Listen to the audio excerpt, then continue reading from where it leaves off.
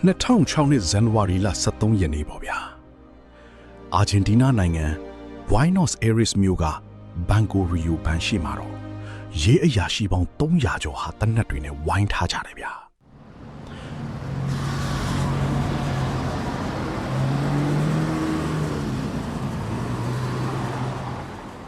ဘဏ်ထဲမှာတော့တစားကန်23ဦးဟာကြောက်လန့်တကြားနဲ့ကြမ်းပြင်ပေါ်မှာမှောက်နေရတာပေါ့မျက်နှာဖုံးစွတ်ထားတဲ့တနက်သမားတွေကသူတို့ခေါင်းပေါ်မှာတနက်တွေချိန်ထားတာလေလွဲမားတာတစ်ခုခုရှိတာနဲ့ဒါဟာအစုလိုက်အပြုံလိုက်တပ်ဖြတ်မှုကြီးဖြစ်သွားနိုင်တာပေါ့ဒါပေမဲ့ထူးဆန်းတာကခေါင်းဆောင်ကရဲတွေကိုဘာတောင်းဆိုတယ်လဲဆိုတော့ပီဇာဗျဟုတ်တယ်ပီဇာတောင်းတာညှိနှိုင်းရေးမှုကတော့ဒီလူတွေရူးနေပြီလို့ထင်တာပေါ့ဒါပေမဲ့အမှန်တကယ်တော့သူတို့မရူးဘူးဗျအရန်ကိုပါနှက်လွန်းနေတာရဲတွေကရှိတကားကိုပဲစိုက်ကြည့်နေတဲ့ချိန်မှာသူတို့ချီရင်အောက်ကမီးအောက်ခန်းထဲမှာတော့ဒုတိယအဖွဲ့ကဒေါ်လာ19 သန်းကိုအိတ်ထိထည့်နေပြီလေတကယ်တော့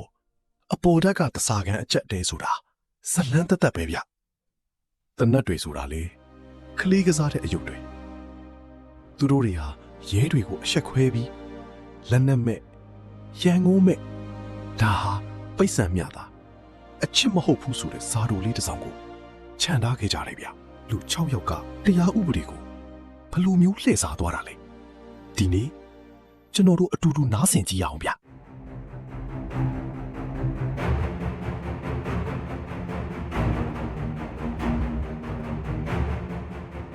ဒီစီဇန်အစက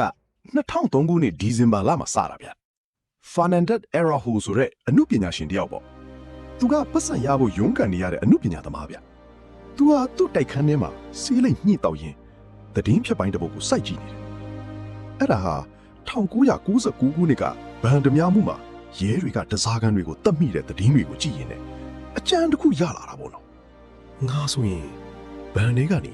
မှုအတက်လိုမျိုးပြောက်ကွယ်သွားအောင်လွတ်ပြမယ်ဆိုပြီးတော့ဒီလိုမျိုးဝိုင်းရံခံထားရတဲ့ဘန်တွေကနေဓမြတွေဘလူများပြောက်ကွယ်သွားနိုင်မလဲပြီးခတ်မှုမရှိပဲလက်နက်မချပဲမောဆန်းဆန်းပြောက်ကွယ်သွားအောင်လို့သူစဉ်းစားလိုက်တယ်ဒါနဲ့သူကအထက်တန်းကျောင်းတုန်းကသူ့တငယ်ချင်းဘိုးစတာကိုခေါ်လိုက်တယ်ဗျဘိုးစတာကကားကိုတောင်မှာဆိုင်ကယ်တွေပြုတ်ပြင်ပေးတဲ့သူဆိုင်ကယ်ပြင်နဲ့မခင်းနေပေါ့သူကဘာမဆိုစောက်တက်တဲ့လက်ဖြောင့်သူတယောက်ဗျ2000ခုနှစ်တုန်းကအာဂျင်တီးနားဘဏ်တွေပြိုလဲသွားတော့ဘိုးစတာမိသားစုရဲ့စုငွေပီဆို8000ဟာတညအတွင်းအငွေ့ပြောက်သွားတယ်အဲ့ဒီချိန်မှာအာဂျင်တီးနားရဲ့စီးပွားရေးကပြက်ကတ်ဆိုင်နေတော့လူတွေကဘဏ်တွေကိုမယုံကြတော့ဘူးဗျငွေတွေရွှေတွေကို safety box လို့ခေါ်တဲ့ဘေးကင်းလုံခြုံရေးတစ်တာတွေထဲမှာထည့်ထားကြတာပေါ့ဖာနန်တက်ကဘန်ကိုရီယိုဘန်ကိုဓမြတိုက်ဖို့အကြံပြုတဲ့အခါဘိုးစတာမယင်မိဘူးဘလို့လုံးမလို့လဲလို့မေးတယ်ဖာနန်တက်ကဘန်ရဲ့ပုံစံပြားတွေဖြန့်ပြလိုက်တာပေါ့ဘန်ကိုရီယိုဘန်ကိုရွေးလိုက်တာဘာလို့လဲဆိုတော့ဒီဘန်ရဲ့အောက်မှာမုန်တိုင်းရေမြောင်းတွေရှိတယ်ငွေတစ်တာခန်းကလည်းမြေအောက်ထပ်အထိအကျယ်ရှိနေလို့ပေါ့နော်သူတို့အစီအစဉ်အကြံဉာဏ်ကရိုးရှင်းပါတယ်အဖွဲ့နှစ်ဖွဲ့တပြိုင်နက်တိုက်ခိုက်မယ်တစ်ဖွဲ့ကအပေါ်ထက်မှာတစားကန်အကျက်အတဲဖန်တီးမယ်အပေါ်မှာတစားကန်တွေနဲ့ရဲကိုအာယုံလွှဲထားမယ်နောက်တစ်ဖွဲ့ကအောက်ကအုံမင်လိုင်ခေါင်းကနေဝင်ပြီးငွေတစ်တာကိုရှင်းမယ်အုံမင်လိုင်ခေါင်းထဲကနေဘန်းကိုဖြုံးဆိုဝင်ပြီးတစ်တာတွေကိုရှင်းမယ်ပေါ့အကြမ်းဖက်မှုမရှိရဘူးအသေးအပြောက်မရှိရဘူးဒါဟာဓမြတိုင်မှုထပ်ပို့တဲ့ဖြောဖြေမှုတစ်ခုပေါ့ဗျာဒါပေမဲ့ဦးမင်လိုင်ခေါင်းကမီတာ150အကွာဝေးအားဖြည့်ကွန်ကရစ်2ပေကိုဖောက်ရမယ်ပြီးတော့ဘယ်သူမှမသိအောင်လုပ်ရမယ်လူအများစုအတွက်မဖြစ်နိုင်ဘူးပေါ့ဒါပေမဲ့ဘိုးစတာလိုအင်ဂျင်နီယာအတွက်တော့မဟုတ်ဘူးဗျသူ့ဘဝတစ်လျှောက်လုံးမဖြစ်နိုင်တာတွေကိုတိစောက်နေကြသူတို့ဒီဘန်ကိုဘာလို့ရွေးတယ်လဲဆိုတော့အာဂျင်တီးနားဘဏ်တွေပြိုလဲပြီးနောက်ပိုင်းချမ်းသာတဲ့ဖောက်တယ်တွေကသူတို့ရဲ့ငွေကိုဘဏ်တွေမှာမထည့်တော့ဘူးငွေသားရွှေစိတ်တွေကိုဘေးကင်းလုံခြုံရေးတစ်တာတွေထည့်ကြတယ်ဒီဘဏ်ကတစ်တာငါးက3ဆပို့တာကြောင့်ပေါ့နော်ပြီးတော့ဒီပုဂ္ဂလိကတစ်တာတွေထဲကပစ္စည်းတွေကိုခိုးယူရင်ချီရခံလို့မရဘူးသူတို့နိုင်ငံကိုဖျက်ဆီးခဲ့တဲ့ဘဏ်တွေကိုလက်တုံ့ပြန်ခြင်းနဲ့အမျိုးသားတွေအတွက်ပြီးပြည့်စုံတဲ့ပြစ်မှတ်ဖြစ်ခဲ့တာပေါ့နော်ဒီလိုစစ်စင်ရေးကြီးကိုအကောင့်ထဲပေါ်ဖို့အဖွဲ့ဝင်တွေထပ်ခေါ်ရတာပေါ့ဒါနဲ့အဖွဲ့စုဆောင်တဲ့အပိုင်းပေါ့ဗျာ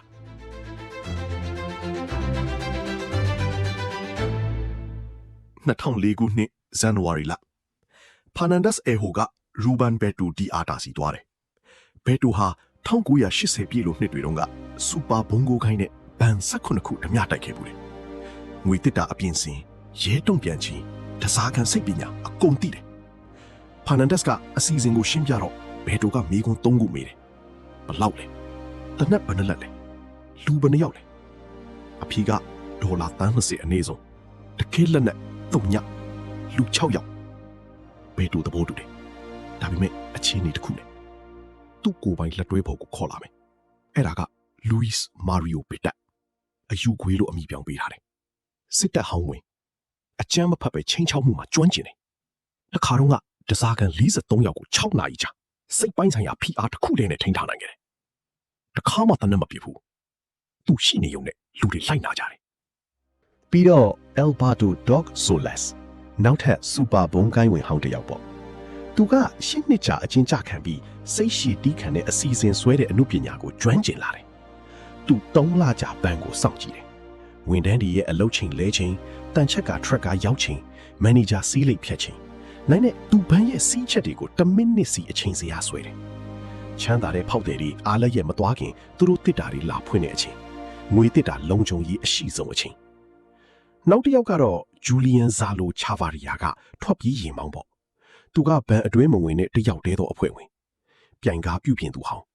မတော်တဆမှုတစ်ခုကသူ့အသက်မွေးဝမ်းကြောင်းကိုအဆုံးသတ်တဲ့အထိတရားမဝင်လမ်းပြိုင်ပွဲတွေအတွက်အင်ဂျင်တွေပြုပြင်မွမ်းမံခဲ့တယ်။သူကမုံတိုင်းရေမြောင်ထွက်ပေါက်ကနေထွက်ပြေးရလမ်းကြောင်း18ခုကိုကင်းတောက်တယ်။ရေစခန်းတိုင်းရဲ့တုံ့ပြန်ခြင်းကိုအချိန်မှတ်တယ်။ဘလောက်ထိအသီးစိတ်လဲဆိုရင်ရဲတွေဘယ်အချိန်ရောက်မလဲ။မန်နေဂျာကဘယ်အချိန်စီးလိတ်တောက်မလဲကအစစည်ရင်းလုပ်ထားတာပေါ့။ဘယ်အချိန်မှာဘာပြောရမယ်ဆိုတာကအစရှိတ်စပီးယားပြဆက်တစ်ခုလိုအလွတ်ကျခိုင်းတာပေါ့နော်။မင်းတို့ကဓမြတွေမဟုတ်ဘူး။တရုပ်ဆောင်နေဆိုပြီးတော့ကိုတင်ပေးတာဗျာ။ဖာနန်ဒက်ကဒီစစ်စင်ရေးကိုဇညွန်းတစ်ခုလိုရေးလိုက်တယ်။တွေးဆုံဆွေးနွေးမှုတွေစက်ခုံညွှန်ကြားချက်တွေအပြည့်စုံမြေပြင်အဖွဲ့ကတရုပ်ဆောင်တွေဖြစ်လာတယ်။ဓမြတိုက်မှုကရုပ်ရှင်ဖြစ်လာတယ်။ဖုန်းခေါ်ဆိုမှုတိုင်းတောင်းဆိုမှုတိုင်းပီဇာမာယူမှုတိုင်းဟာအချိန်ကိုဆွဲဆန့်ဖို့ပါ။အောက်ကငွေတက်တာအဖွဲ့အတွက်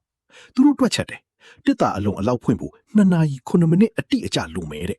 အပေါ်ကဇလန်းကဒီအချိန်အတိုင်းတာအတိအကျဖြစ်ရမယ်။တစ်စက္ကန့်တိုးရင်အောက်ကအဖွဲ့ဖမ်းမိမယ်။တစ်စက္ကန့်ကြာရင်ရဲတွေမိအောက်ခန်းကိုစစ်ဆေးလာနိုင်တယ်။အမှားတစ်ခုအတွက်အနာတက်ကတုံညပဲပေါ့။အဲ့ဒီအချိန်မှာ The Engineer လို့ခေါ်တဲ့ Boaster ကမြေအောက်မှာအလုပ်စနေပြီဗျာ။နန်စော်နေတဲ့မိလာမြောင်းထဲမှာရေငုပ်ဝတ်စုံဝတ်ပြီးဘန်အောက်ကကွန်ကရစ်တွေကိုတိတ်တိတ်လေးဖောက်နေတာပေါ့။သူစက်တင်ဘာလ2005မှာစတင်တူးဖော်တယ်။အနုမှာရှောက်တူနဲ့ကွန်ကရစ်ကိုဖြည်းဖြည်းချင်းတူးတယ်။ထိုးနှက်ချက်တိုင်းဟာအထက်ကိုတုံခါမှုပို့နိုင်တယ်။ဒါနဲ့10စက္ကန့်တူနားထောင်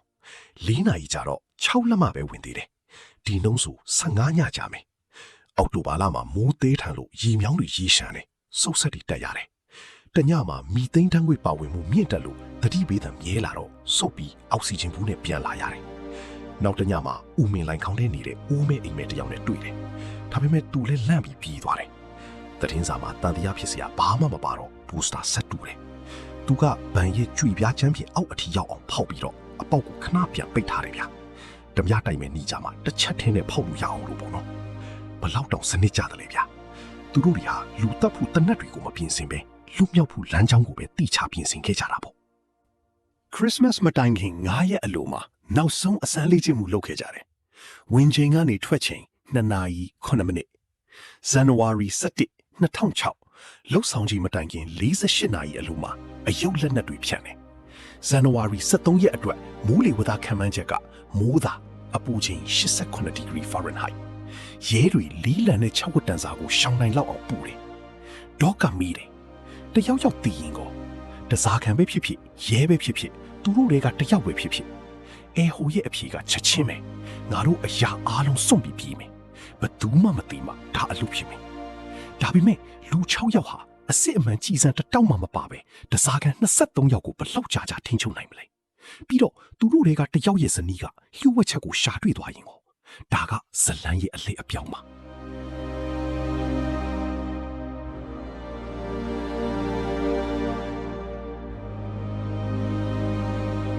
နေကြီးရက်ကြီးရောက်လာပြီပေါ့ဗျာစစ်စင်ရေးနေပေါ့ဇန်နဝါရီ23 2006မွန်းတဲ့12နာရီခွဲမှာဘိုးစတာတို့အဖွဲ့ကမြေအောက်ကနေဘန်ထဲဝင်သွားပြီအပေါ်မှာတော့ဘစ်တေတို့ကစီးပွားရေးသမားတွေလိုဝတ်ပြီးဘန်ထဲဝင်သွားတယ်ဗျာပြီးတာနဲ့ဒါဓမြတိုက်မှုပဲဘယ်သူမှမလုပ်နဲ့ဆိုပြီးတနတ်အတူတွေနဲ့ချင်းချုပ်လိုက်တာပေါ့ ရဲတွေကတော့အပြင်မှာချက်ချင်းရောက်လာပြီးဝိုင်းထားတာပေါ့နော်ဒါပေမဲ့ဘစ်တက်ကအရန် easy ပဲဗျ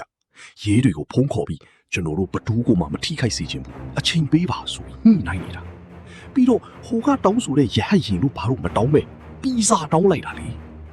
အဲ့ဒါလို့ပီဇာကိုစောင့်နေရတဲ့အချိန်တွေရဲတွေကညှိနှိုင်းနေရတဲ့မိနစ်တွေဟာအောက်ထက်ကလူတွေတစ်တာတွေဖွင့်ဖို့အတွက်အချိန်တွေဖြစ်နေတာပေါ့ဗျာဘိုးစတာအဖွဲ့တစ်တာ143လုံးဖွင့်ပြီးအိတ်တွေဒေါ်လာ19 သန်းနီးပါးနဲ့ပြည့်နေပြီပေါ့ဘိုးစတာကနိုင်ကြည့်တယ်ထွက်ချင်ရောက်ပြီသူတို့မက်ဆီဆိုနိုင်ရမှာကတ်တယ်လက်နက်မဲ့ရန်ယူမဲ့ဒါဟာပတ်စံများတာအချစ်မဟုတ်ဘူး သူတို့အပေါက်ကနေမိလာဦးမင်းနဲ့ပြန်ဆင်းသွားတယ်အထက်မှာတော့ဗစ်တက်ကနောက်ဆုံးလိန်ညာမှုငါတို့ထွက်လာပြီ9မိနစ်ဖုန်ချဦးမင်းအဖွဲ့ကအိတ်တွေကိုလေဖောင်းလေပေါ်တင်ပြီးတော့မှောင်မိတ်ထဲမိလာကိုဖျက်လော်သွားတယ်ဇာလိုချာဗာရီယာမြောင်းဝမှာစောင့်နေတာပေါ့တူပြီးတူစိန်ဆူရွှေဆူနဲ့အောင်အောင်မြင်မြင်ပေါ်ထွက်လာခဲ့ကြတယ်မီနီဗင်ကားတွေကိုတတုတ်ထဲတက်ရဲရီဘန်းကိုဝိုင်းရံနေစဉ်တကယ်တပြားရီထွက်သွားပြီဘန်အတွင်းမှာဖစ်တက်ကတစားကန်တွေကိုမြေအောက်အစီဝေးကန်ကိုခေါ်လိုက်တယ်ဒီမနီ10မိနစ်ကြာမလုပ်နဲ့အတွင်းကနေတော့ခတ်လိုက်တယ်အယုတ်တနက်တွေကိုတကားနာမှာထားပြီးတော့အပေါ်ကအဖွဲလေးအောက်ကအပေါက်လေးကိုပျောက်သွားတာပေါ့ညနေ9:45မိနစ်4နာရီကြာပြီးမှ SWAT အဖွဲ့ကဘန်ကိုမုံတိုင်းလိုဝင်စီးတယ်တစားကန်23ယောက်ကိုမြေအောက်ခန်းမှာတော့ခတ်ထားတာတွေ့ရတယ်ဘသူမှထိုင်ရမရဘူးတရက်စွာစီတန်းထားတဲ့အယုတ်တနက်တွေနွေးနေသေးတဲ့ပီဇာတစ်တာတွေဒါပေမဲ့တပြားတွေကိုမတွေ့ရဘူးညနေ8:15မှာစုံစမ်းစစ်ဆေးမှုတွေငွေတစ်တာအခန်းထဲဝင်တော့တစ်တာတွေအကုန်ဟဖွင့်ထားတယ်ကျမ်းပြင်ပေါ်ပြန်ကျင်းနေတဲ့ပလဲတွေစုပ်ဖြဲထားတဲ့ကက်တီပါတွေပြီးတော့ကျမ်းပြင်မှာအပေါက်တစ်ပေါက်မှောင်မိုက်ထဲကိုဦးတည်နေတဲ့ပြည့်စုံတဲ့စောက်ဝိုင်းပုံကိုတွေ့လိုက်ရတာပေါ့နိုင်ရန်ကမှတ်စုကသူတို့ကိုတက်ယောနေတယ်လို့စုံစမ်းစစ်ဆေးမှုတယောက်တူတူပြောလိုက်တယ်သူတို့ကငါတို့ကိုကစားခဲ့တယ်ပြီးတော့သူတို့ဘလို့ထွက်ပြေးတယ်လဲသိလားအုံမင်လိုက်ခေါင်းလေးကိုလီဖောင်းလီနဲ့မိလာမြောင်းထဲမှာလှော်ပြီးထွက်ပြေးသွားတာဗျာရဲတွေကဘန်ကိုစီးနှင်းလိုက်တဲ့အချိန်မှာတစားကန်ကြီးနဲ့ပီစာကုန်ကြီးတနက်အတူတွေပဲကြံခဲ့တာပေါ့သူတို့တွေကတော့ကားပေါ်မှာဒေါ်လာ19 သန်းနဲ့ပျောက်ကွယ်သွားပြီပေါ့ဗျာဒါဟာပြီးပြည့်စုံတဲ့ရာဇဝတ်မှုပေါ့ဗျာဒါပေမဲ့သစ္စာဖောက်ဆိုတာအပြင်ကမလာဘူးဗျာအတွင်းကလာတာဘတ်တူကသူ့ဇနီးအလီစီယာကိုသစ္စာဖောက်ပြီးနောက်မိန်းကလေးတစ်ယောက်နဲ့ထွက်ပြေးဖို့ကြံနေတာကိုအလီစီယာကဒါကိုတီးသွားတဲ့အခါမှာတော့ဒေါသတကြီးနဲ့ရဲစခန်းကိုသွားပြီးအကုန်တိုင်ပစ်လိုက်တာပေါ့ဗျာအဲ့ဒီမှာတင်တဖွဲ့လုံးဖမ်းခံလိုက်ရတာပေါ့ဒါပေမဲ့ထူးဆန်းတာကပြည်သူတွေကသူတို့ကိုမမုန်းကြဘူးဗျာဘန်နီကလူတွေကိုလိန်စားထားတာဆိုတော့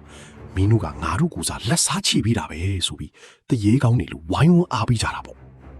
တရားရုံးမှာလည်းသူတို့ကအမှုပညာပြိုင်ပွဲတစ်ခုလိုပဲရေရေမောမောဖြေကြခဲ့ကြတယ်ဗျာတရားခွင်မှာတော့သူတို့ဟာသူ့ရဲကောင်းနေလို့ပေါ့ရှေ့နေတွေကအခမဲ့ခုခံကာကွယ်ပေးတယ်လူအုပ်ကတရားရုံးအပြင်မှာချီးကျူးအော်ဟစ်ကြတယ်တစားခန်းတွေတောင်သူတို့ကိုကောင်းကောင်းဆက်ဆံခဲ့တယ်လို့ပြောပြီးထွက်ဆိုဖို့ညှင်းဆန်ကြတယ်ဖာနန်ဒက်စ်အေဟိုကတရားရုံးကိုဇက်စင်တစ်ခုလိုသဘောထားပြီးဒါဟာငွေကြေးဖိနှိပ်မှုကိုဆန့်ကျင်တဲ့အမှုပညာလက်ရာလို့ပြောတယ်ပိုစတာကဦးမင်အင်ဂျင်နီယာကိုပါမုတ်ခခဲ့သူတိကျစွာရှင်းပြပြီးဂျူရီလူကြီးတွေကိုရေမောစေတာပေါ့ပျောက်ဆုံးနေတဲ့ငွေအကြောင်းမေးတဲ့အခါဖာနန်ဒက်စ်အေဟိုကဘယ်ငွေလဲငါတို့ဘဏ်ကိုအယုတ်တနက်တွေနဲ့ယူသွားတာတဲ့ ECC ပဲပြောလိုက်တယ်ပြစ်ဒဏ်တွေက9နှစ်ကနေ15နှစ်အထိအသီးသီးကျကြတယ်2020ပြည့်နှစ်မှာအားလုံးလွတ်လာတယ်ဖာနန်ဒက်စ်အေဟိုကစာအုပ်ရေးတယ်ရုပ်ရှင်အခွင့်အရေးရောင်းတယ်တက္ကသိုလ်တွေမှာဟောပြောတယ်ပျောက်ဆုံးနေတဲ့ဒေါ်လာ18 သန်းကတော့ဘယ်တုန်းကမှပေါ်မလာဘူးပေါ့အချို့ကမြုပ်ထမ်းထားတယ်အချို့ကသုံးဆွဲပြီးပြီအနှင်းငယ်ကဓမြတွေရင်းနှီးမြုပ်ထမ်းပြီးအတိုးနဲ့နေကြတယ်လို့ထင်ကြတယ်ဒါပေမဲ့ဘတ်တူကတော့အရာအားလုံးဆုံးရှုံးခဲ့ရတယ်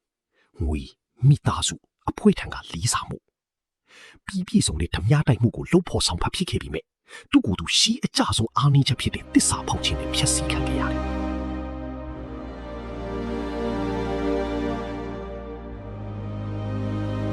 ဒါကတော့အာဂျင်တီးနားနိုင်ငံရဲ့သမိုင်းမှာအလဲစားဆုံးဘဏ်ဓမြမှုကြီးပဲဖြစ်ပါတယ်ဗျဒီဖြစ်ရပ်ကိုကြည့်ရင်ကျွန်တော်တို့တစ်ခုသင်ခန်းစာရတာကအင်အားထက်ဉာဏ်ပညာကပိုပြီးအစွမ်းထက်တယ်ဆိုတာပါပဲဒါပေမဲ့ဘလောက်ပဲတော်ပါစေသစ္စာတရားမရှိရင်တော့အရာအားလုံးကပြိုလဲသွားနိုင်တယ်ဆိုတာဘတ်တူရဲ့ဖြစ်ရပ်ကသက်သေပြနေတာပေါ့နော်